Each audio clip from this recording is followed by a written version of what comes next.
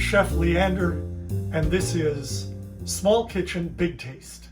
Today we're going to make some almond flour biscuits, and we're going to take the opportunity to do a little bit of cooking school. This is a very simple recipe, has a few more ingredients than usual, but what is not always clear in a pastry recipe is how important the order and the technique is for certain items in the recipe.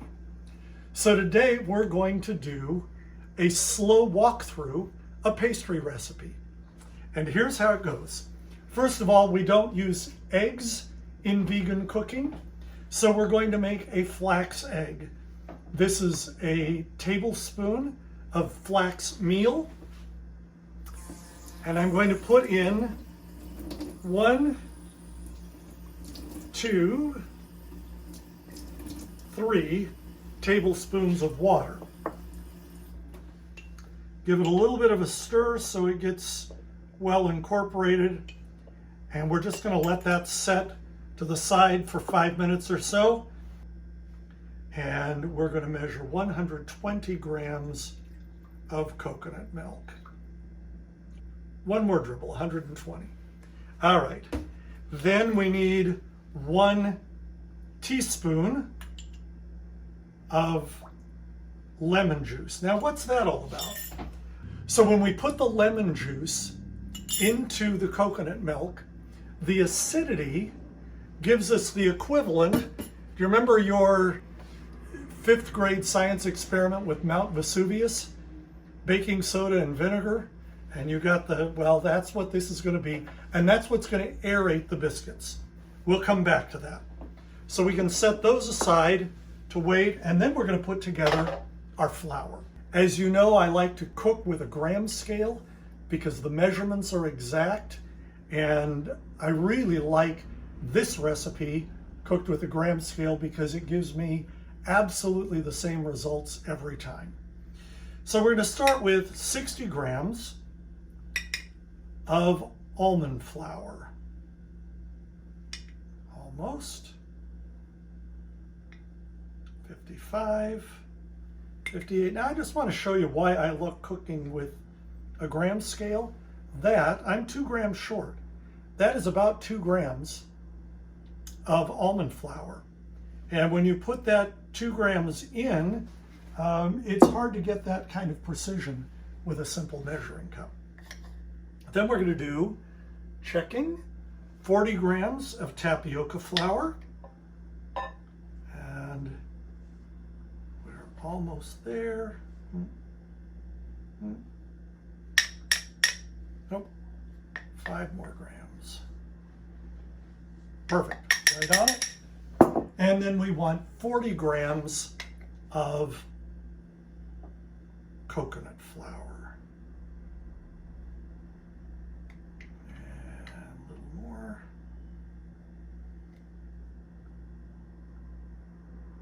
A little more.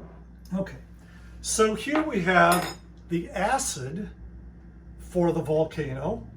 Now we need the alkaline. So here we have baking powder, 1 tablespoon, a 1/4 tablespoon of baking soda, and a 1/4 tablespoon of salt. So those are going to go in.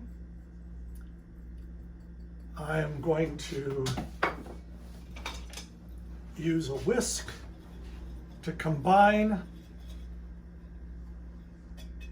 like so. And now we need some butter. What makes pastry work is the butter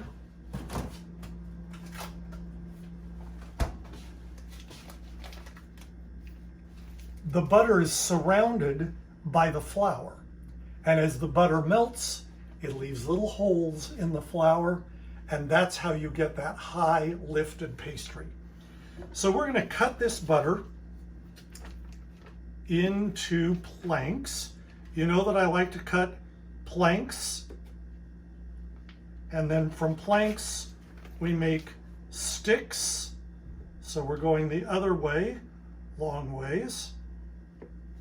And then when we go back and cut the other direction, now we get cubes.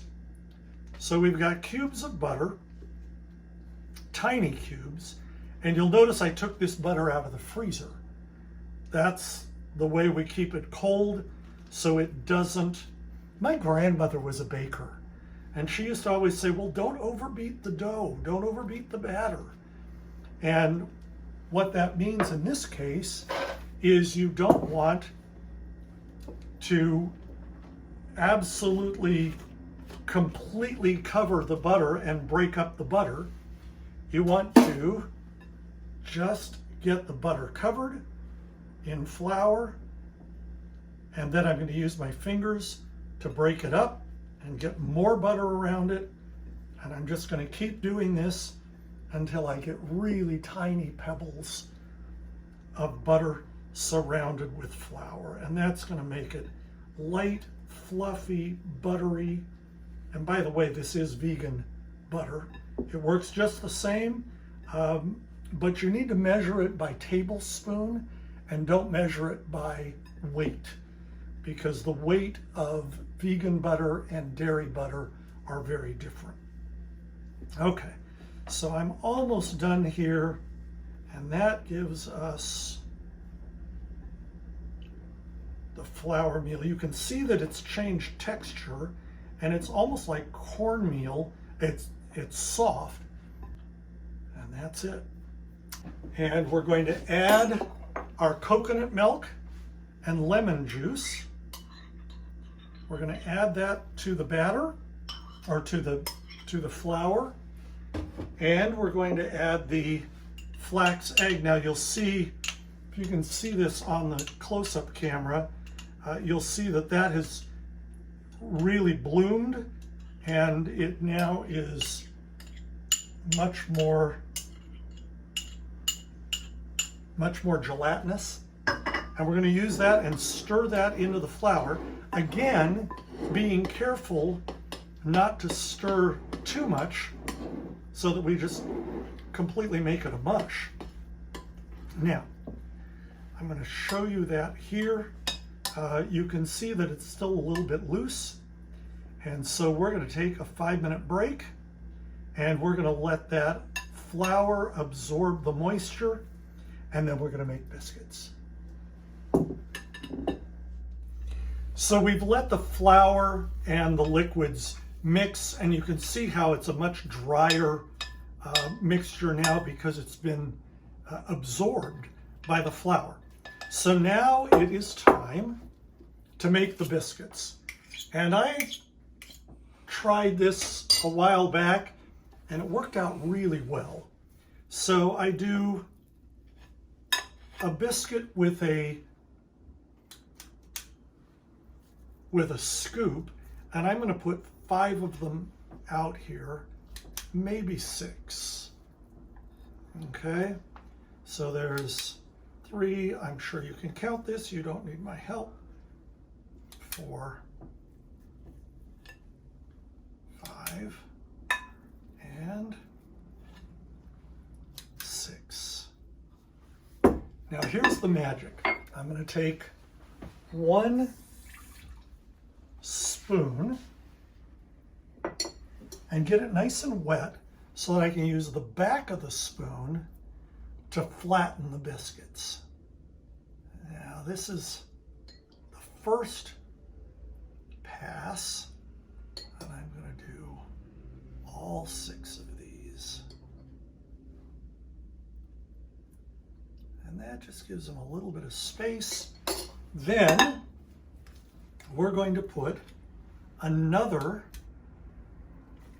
ball of dough on top in the center of each of those impressions.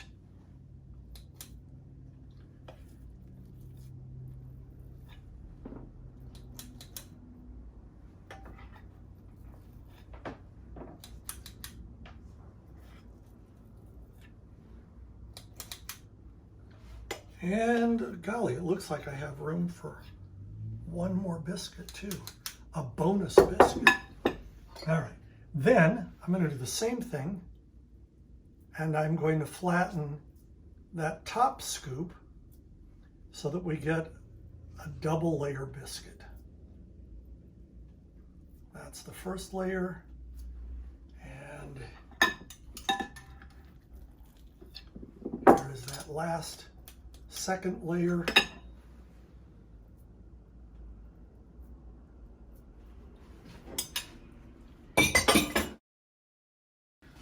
So there we have it, 7 biscuits ready to go in the oven, 400 degrees. In my oven, it's 14 minutes. It might be 13, it might be 15. But watch them when they turn golden brown, you know they're ready. We'll see you back in a few minutes.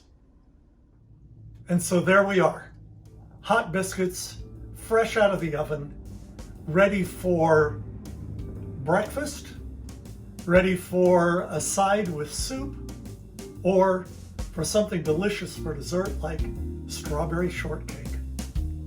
I'm Chef Leander, to your health.